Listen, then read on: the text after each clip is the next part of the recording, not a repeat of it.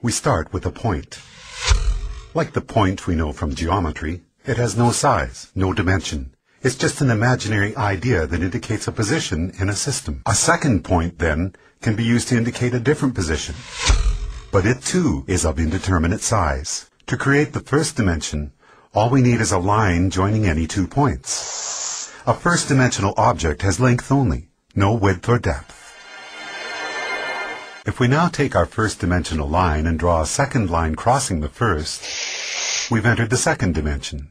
The object we're representing now has a length and a width, but no depth.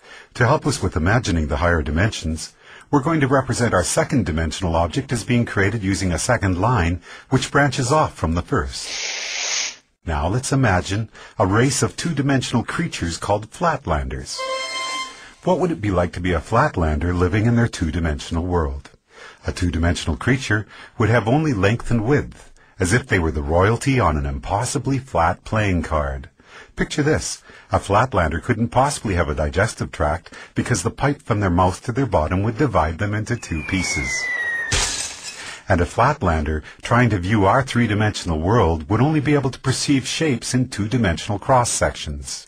A balloon, for instance, would start as a tiny dot, become a hollow circle which inexplicably grows to a certain size, then shrinks back to a dot before popping out of existence.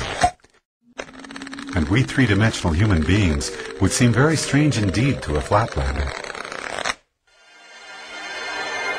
Imagining the third dimension is the easiest for us because every moment of our lives, that's what we're in.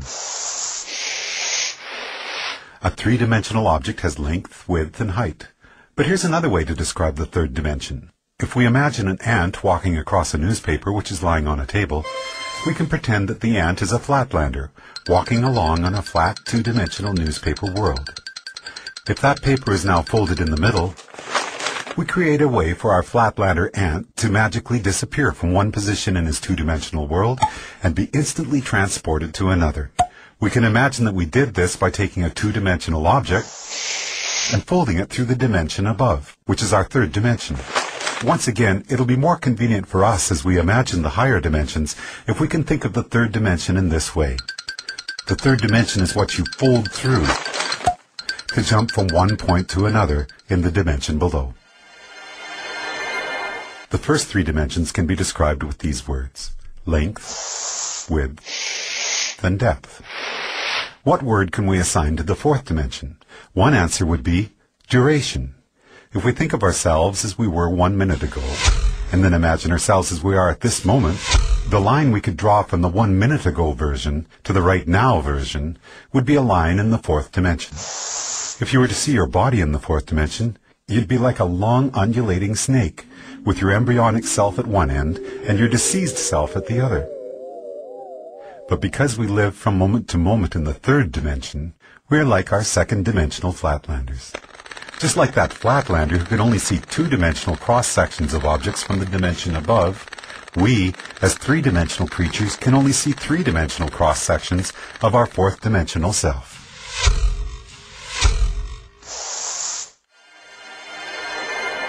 One of the most intriguing aspects of there being one dimension stacked on another is that down here in the dimensions below we can be unaware of our motion in the dimensions above. Here's a simple example. If we make a Mobius strip, take a long strip of paper, add one twist to it and tape the ends together, and draw a line down the length of it, our line will eventually be on both sides of the paper before it meets back with itself. It appears, somewhat amazingly, that the strip has only one side, so it must be a representation of a 2-dimensional object. And this means that a 2-dimensional flatlander, traveling down the line we just drew, would end up back where they started without ever feeling like they had left the second dimension. In reality, they would be looping and twisting in the third dimension, even though to them it felt like they were traveling in a straight line. The fourth dimension, time, feels like a straight line to us, moving from the past to the future. But that straight line in the fourth dimension is, like the Mobius strip, actually twisting and turning in the dimension above. So the long undulating snake that is us will feel like it is moving in a straight line in the fourth dimension, but there will actually be, in the fifth dimension, a multitude of paths that we could branch to at any given moment. Those branches will be influenced by our own choice, chance, and the actions of others. Quantum physics tells us that the subatomic particles that make up our world are collapsed from waves of probabilities simply by the act of observation. In the picture we are drawing for ourselves here, we can now start to see how each of us are collapsing the indeterminate wave of probable futures contained in the fifth dimension into the fourth dimensional line that we are experiencing as time.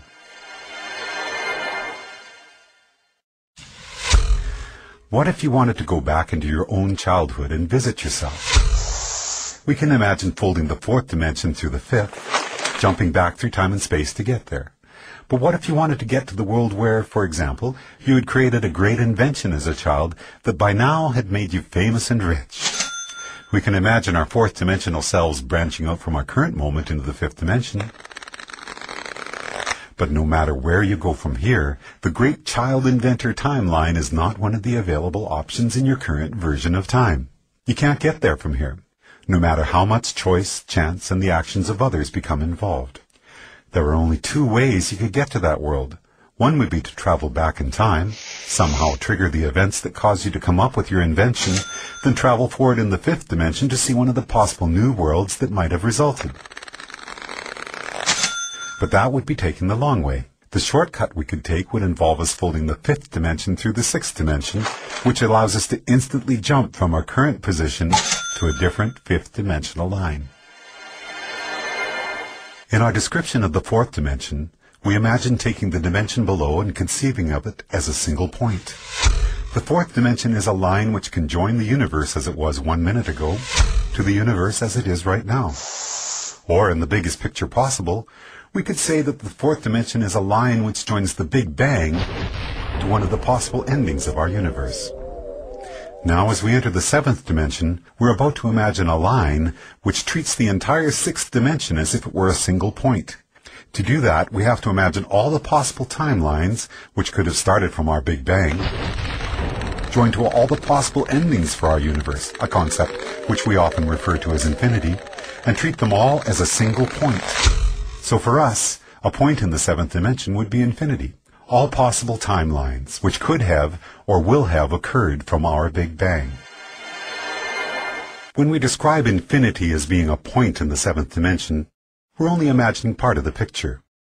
If we're drawing a seventh dimensional line, we need to be able to imagine what a different point in the seventh dimension is going to be, because that's what our line is going to be joined to. But how can there be anything more than infinity? The answer is, there can be other completely different infinities created through initial conditions which are different from our own Big Bang.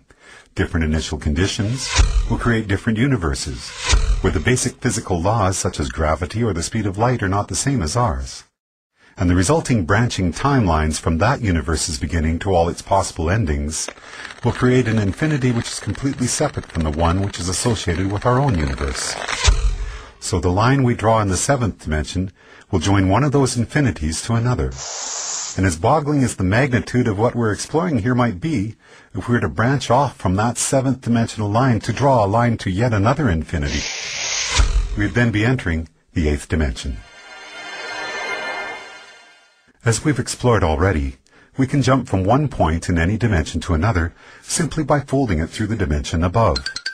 If our ant on the newspaper were a two-dimensional flatlander, then folding his two-dimensional world through the third dimension would allow him to magically disappear from one location and appear in a different one. As we're now imagining the ninth dimension, the same rules would apply. If we were to be able to instantaneously jump from one eighth dimensional line to another, it would be because we're able to fold through the ninth dimension. Before we discuss the first dimension, we could say that we first started out with dimension 0, which is the geometrical concept of the point. A point indicates a location in a system, and each point is of indeterminate size. The first dimension then takes two of these points and joins them with a line. When we imagined the fourth dimension, it was as if we were treating the entirety of three-dimensional space in a particular state as a single point, and drawing a fourth-dimensional line to another point, representing space as it is in a different state. We often refer to the line we have just drawn as time. Then, in the seventh dimension, we treated all of the possible timelines which could be generated from our Big Bang as if this were a single point, and imagined drawing a line to a point representing all the possible timelines for a completely different universe. Now, as we enter the 10th dimension, we have to imagine all the possible branches for all the possible timelines of all the possible universes and treat that as a single point in the 10th dimension. So far, so good. But this is where we hit a roadblock. If we're going to imagine the 10th dimension as continuing the cycle and being a line, then we're going to have to imagine a different point that we can draw that line to. But there's no place left to go. By the time we have imagined all possible timelines for all possible universes as being a single point in the 10th dimension, it appears that our journey is done. In string theory, physicists tell us that superstrings vibrating in the 10th dimension are what create the subatomic particles which make up our universe, and all of the other possible universes as well. In other words, all possibilities are contained within the 10th dimension, which would appear to be the concept we have just built for ourselves, as we imagined the 10 dimensions built one upon another.